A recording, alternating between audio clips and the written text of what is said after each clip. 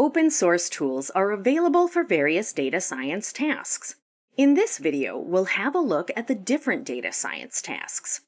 In subsequent videos, we'll walk through the most commonly used open source tools for those tasks. The most important tools are covered throughout this course. Data management is the process of persisting and retrieving data. Data integration and transformation, often referred to as extract, transform, and load, or ETL, is the process of retrieving data from remote data management systems. Transforming data and loading it into a local data management system is also part of data integration and transformation.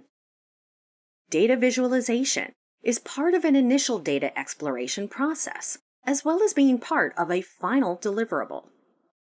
Model building is the process of creating a machine learning or deep learning model using an appropriate algorithm with a lot of data.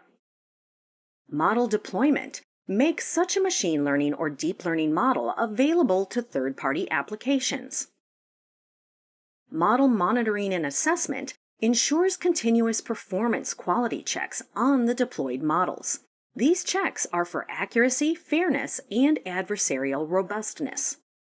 Code asset management uses versioning and other collaborative features to facilitate teamwork. Data asset management also supports replication, backup, and access rights management. Development environments, commonly known as integrated development environments or IDEs, are tools that help the data scientists to implement, execute, test, and deploy their work. Execution environments are tools where data processing, model training, and deployment take place. Finally, there is fully integrated visual tooling available that covers all the previous tooling components, either partially or completely. This concludes this video. In the next video, we'll start looking at open source tools for data science tasks.